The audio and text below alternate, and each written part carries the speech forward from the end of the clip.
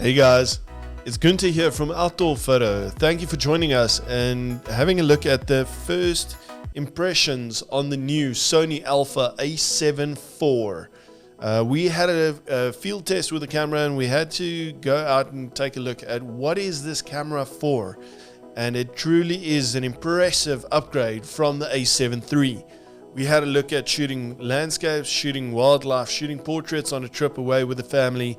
The eye tracking on this thing is phenomenal. Just running through some of the specs, looking at the CF Express Type A slot that it's got in now, also gives you the advantage of shooting at much higher frame rates in terms of video capabilities, in terms of processing to the buffer itself as well. So moving from the A7 III to the A7 IV, you now have a buffer of around 800 JPEG and RAW images that are accumulating on the buffer and then writing across to the cards.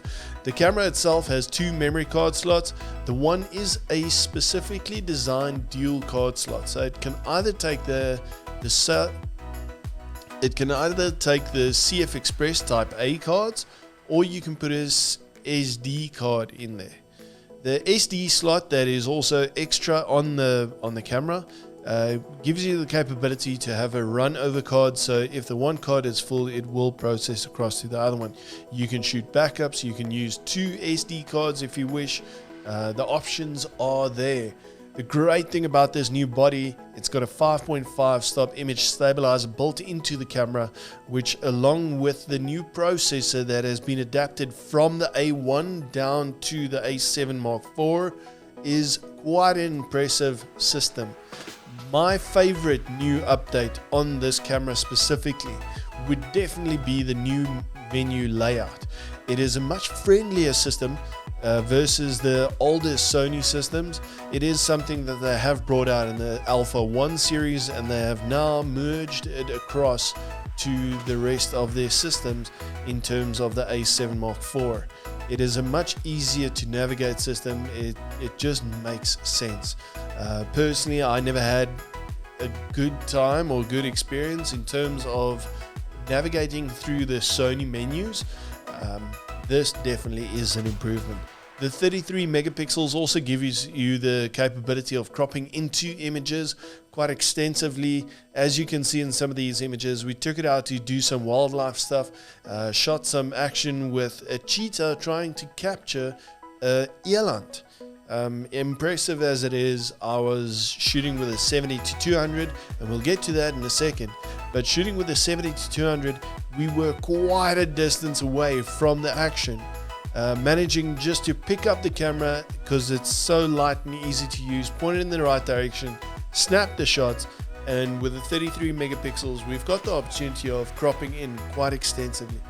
The new 759 autofocus points in the camera also covers 94% of the frame, which also helps in terms of your composition. New functions that they've brought in is the AF button on the back. They've always had the AF button on the back, but as soon as you hit that, regardless of what focusing system you're in, it will default to the tracking system, which makes life so much easier in capturing something that might have been able to get away from you. That being said, the eye focus on this camera is impressive. The animals, the humans, obviously, and now they've also added birds. The biggest advantage is that they've taken that focusing system and eye tracking down across to the video functionality. Talking about video, it does 4K, 60p, it does 422, 10-bit straight out of the camera. It's got new creative presets built into it. It really is an incredible upgrade from the A7 Mark III. It is definitely an improvement. Battery life is improved in my opinion. We took it out, it's using the same FZ100 batteries. We took it out, we put it in the field, we tested it, and the batteries lasted without any issues. When I did receive the battery or the camera, Sony did throw me a curveball. We received the camera, we received the battery, we received no charger. I was on my way out for a family weekend and simply hit up a power bank with power delivery system straight into the USB-C port of the camera, and it charged the batteries. The options that you've got from there is to actually set it up if you're doing time lapses with a built-in intervalometer. If you are shooting extensively long video shoots or things where you need a longer battery life on this system. If you're doing live streaming, which this thing is really capable of lifting up the quality that you are transmitting. You know, for all those things, you need extra battery power. You can't just keep on changing batteries in all situations. So with something like that, it actually feeds battery power into the camera and you'll be able to shoot for a longer period of time.